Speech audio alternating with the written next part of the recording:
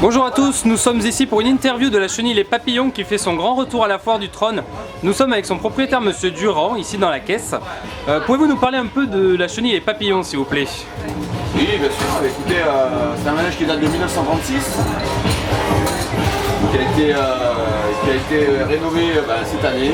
Il était en sommeil depuis 2001. L'année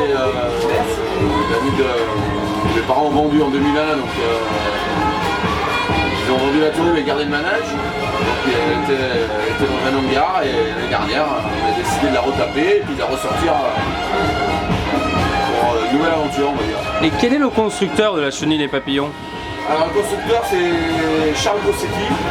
D'accord. Qui a fait les années 40, on va dire, de 30 à 50, pas mal de manèges de ce type. Et d'ailleurs sur Paris, parce que je crois qu'il était installé tout près de la porte d'Italie. Et il reste encore quelques manèges qui tournent. Et voilà.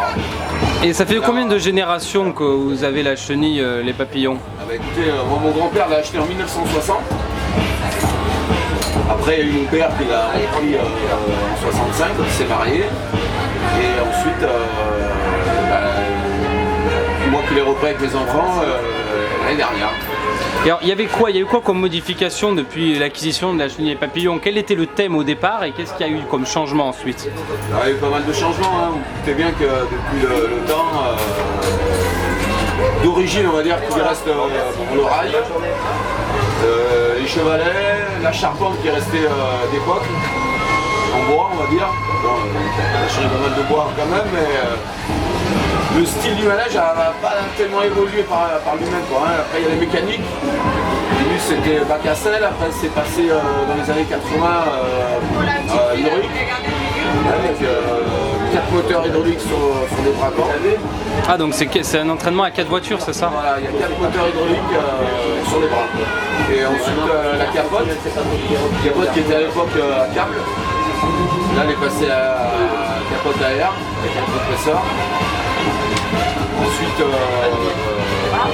après, il y a eu l'éclairage. L'éclairage est passé à tout en LED pratiquement. Donc, une évolution de ce côté-là. Après, tout ce qui est structure par elle-même, il est resté dans le style. Et au niveau des décors, qu'est-ce que vous avez fait au niveau restyle alors pour cette grande première de grand retour à la foire du trône? Alors, point de vue décor, on a gardé un petit peu le style, c'est-à-dire le tunnel, c'était fait par Courtois dans les années 75-80. On l'a rénové, on l'a retapé, on a refait le vernis, bon, il n'était pas trop abîmé donc on a pu le récupérer. Tout ce qui est voitures, on a gardé les voitures d'origine, on a refait les décors.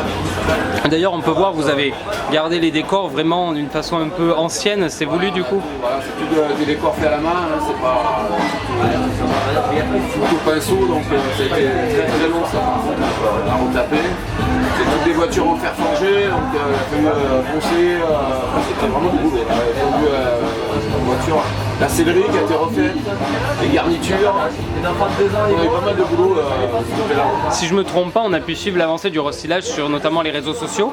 Ah, il y a une page Facebook qui a été créée par mon fils Anthony. Qui s'appelle comment? Qui s'appelle Les Papillons, tout simplement. Et donc on peut y trouver quoi alors sur cette page? On trouve un petit peu les images un peu de la rénovation, les premières vidéos qui ont été réalisées à la foire du trône, des vidéos qui ont été réalisées lors des essais. On a monté dans un hangar, donc on a pu faire quelques premières photos. Après, on se suffit à son montage. Au niveau donc de cette première à la foire du trône, vous avez mis combien de temps pour le montage? C'était un petit peu plus long que prévu parce qu'il y a toujours des modifications lors du montage. On va dire qu'on a mis pratiquement une semaine. À combien de périodes? Vous étiez à combien?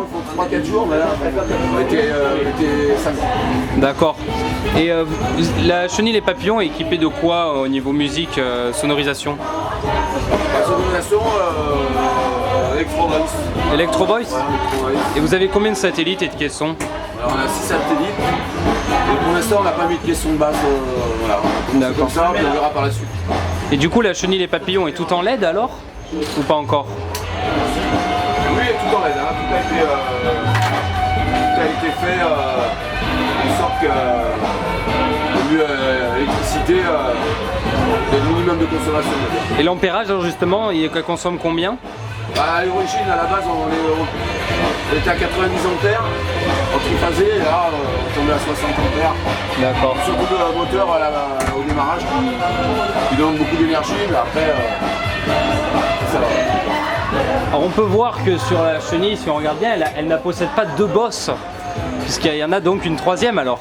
Ouais, c'est ça, c'est ce qui fait un petit peu la différence avec les autres chenilles.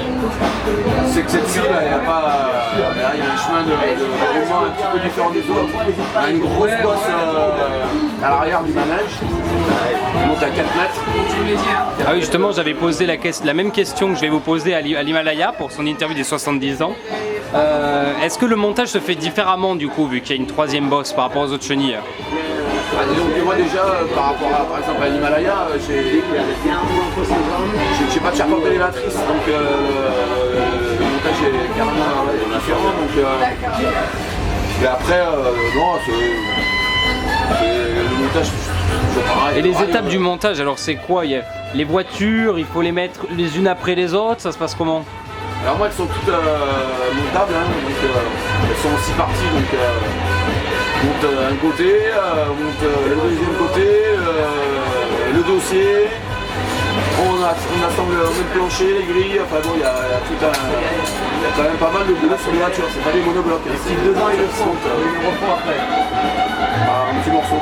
D'accord, et alors, une des questions existentielles que tous les passionnés de fêtes foraines doivent se poser la question, est-ce que vous allez faire que le trône ou vous allez faire autre chose dans votre tournée avec la Écoutez, pour l'instant oui, à la foire du trône, et puis on a quelques petites idées pour la suite. Pour l'instant, on attend des zones bleues peut-être? On ne sait pas encore, on en parlera justement sur la page Facebook comme ça sera officiel. D'accord. Je vous remercie beaucoup pour cette interview. Avec plaisir. Au revoir. Au revoir.